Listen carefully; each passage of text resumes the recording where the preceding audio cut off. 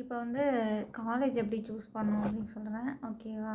எப்படின்னா நம்மளோட ஃபினான்ஷியலுக்கு ஏற்ற மாதிரி தான் நம்ம காலேஜ் சூஸ் பண்ணுவோம். இப்போ வந்து என்னால் ஃபினான்ஷியலாக வந்து என்னால் இது பண்ண முடியாது. ப்ரைவேட் காலேஜே நீங்கள் எடுத்திங்கன்னா எந்த ப்ரைவேட் காலேஜாக இருந்தாலும் இப்போ ரியருக்கு நீங்கள் வந்து ஃபீஸ் வந்து கெமிக்கல் ஃபீஸு, லேப் ஃபீஸ் எல்லாம் சேர்த்து 30,000 கட்டணும். ஓகேங்களா? அது வந்து ஒவ்வொரு காலேஜுக்கு டிஃபர் ஆகும். ஒரு சில காலேஜில் 25,000 கட்டுற மாதிரி இருக்கும். ஒரு சில காலேஜில் வந்து 30 கட்டுற மாதிரி இருக்கும். ஒரு சில காலேஜில் 35 கட்டுற மாதிரி இருக்கும்.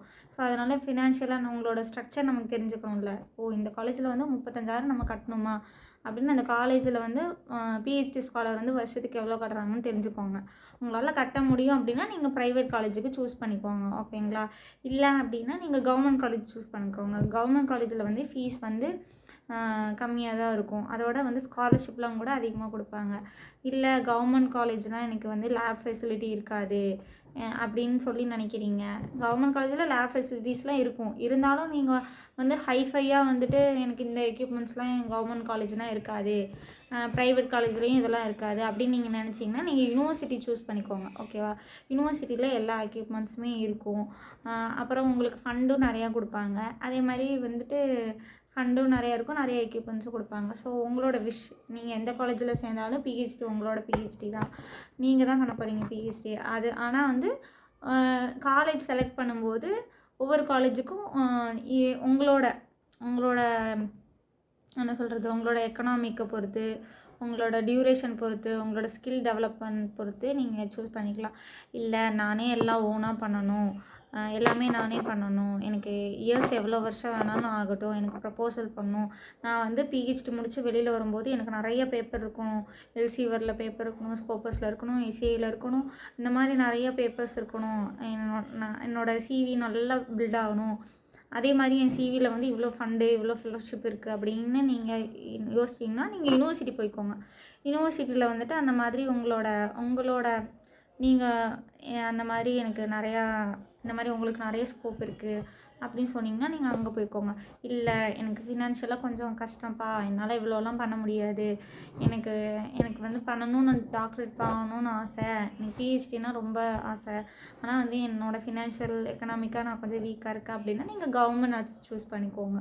ஓகேங்களா? இல்லை எனக்கு வந்துட்டு எங்கள் வீட்டுக்கு இல்லை எனக்கு வந்துட்டு இந்த கைடுன்னா எனக்கு ஓகே. இப்போ ஒரு சில கைடுக்காகவே காலேஜெல்லாம் சூஸ் பண்ணுவாங்க. எனக்கு இந்த கைடு கிட்ட பண்ணணும், இவங்க வந்து இதில் சூப்பராக இருக்காங்க, இவங்க பேப்பர்ஸ்லாம் நான் படிச்சிருக்கேன், இவங்க பேப்பர்ஸ்லாம் சூப்பராக இருக்குது, ஆனால் இந்த மேம் இந்த காலேஜில் தான் இருக்காங்க அப்படின்னு அவங்க பேப்பர்ஸ்க்காகவே கைடு சூஸ் பண்ணவங்களாம் இருக்காங்க. அந்த மாதிரி அப்படியும் கூட நீங்கள் காலேஜ் சூஸ் பண்ணிக்கோங்க. உங்களோட விஷ் தான். ஓகேங்களா? ஆனால் நான் ப்ரைவேட் காலேஜ்னால் ஒவ்வொரு காலேஜுக்கும் ஃபீஸ் ஸ்ட்ரக்சர் மாறும். ஒரு சில காலேஜுக்கு வருஷத்துக்கு 30,000 கட்டுற மாதிரி இருக்கும், ஒரு சில காலேஜுக்கு 35,000 கட்டுற மாதிரி இருக்கும். அதே மாதிரி கவர்மெண்ட் காலேஜ் அப்படின்னு பார்த்தீங்கன்னா அவங்கள்ட்ட வேக்கண்ட் இருக்கான்னு நீங்கள் முதல்ல செக் பண்ணணும். நீங்கள் அதனால் வந்துட்டு அப்ளிகேஷன் வந்து எவ்வளோ காலேஜில் வேணால் நீங்கள் போடலாம். ஓகேங்களா? எவ்வளோ காலேஜ்னால் ஒரு 2-3 காலேஜில் நீங்கள் போடலாம். இப்போ நீங்கள் சிஇடி எக்ஸாம் வந்து நீங்கள் ஸ்கோர் கார்டு வச்சுருக்கீங்கன்னா நீங்கள் வந்து 2 காலேஜுக்கு போடலாம்.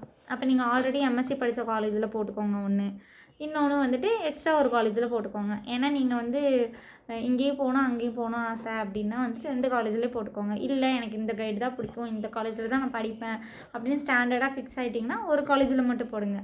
ஆனால் 2 காலேஜ்லேயும் போடலாம். அவங்களே வந்து அந்த ரூல்ஸில் சொல்லியிருப்பாங்க. இந்த மாதிரி ஒரு ஆள் 2 காலேஜுக்கும் அட்மிஷன் போடலாம் அப்படின்னு. அது மாதிரி நீங்கள் 2 பேருக்கும் வந்து அப்ரோச் பண்ணலாம். அதுக்கு முன்னாடி நீங்கள் என்னை கேட்டால் நீங்கள் அப்ளை பண்ணுறதுக்கு முன்னாடி டேரெக்டாக நீங்கள் கைடு யாருன்னு சூஸ் பண்ணிவிட்டு இந்த காலேஜ் தான் படிப்பேன்னு தெளிவாக இருந்துட்டு அதுக்கப்புறம் அந்த கைடுக்கிட்ட நீங்கள் டேரெக்டாக வந்து என்கொயரி பண்ணி மேம் நான் உங்கள்கிட்ட ஜாயின் பண்ணிக்கிட்டுமான்னு அவங்கள்ட்ட வில்லிங் கேட்டுட்டு நீங்கள் ஜாயின் பண்ணிங்கன்னா பெட்டராக இருக்கும். அப்படி வந்து நீங்கள் காலேஜ் சூஸ் பண்ணிக்கலாம்.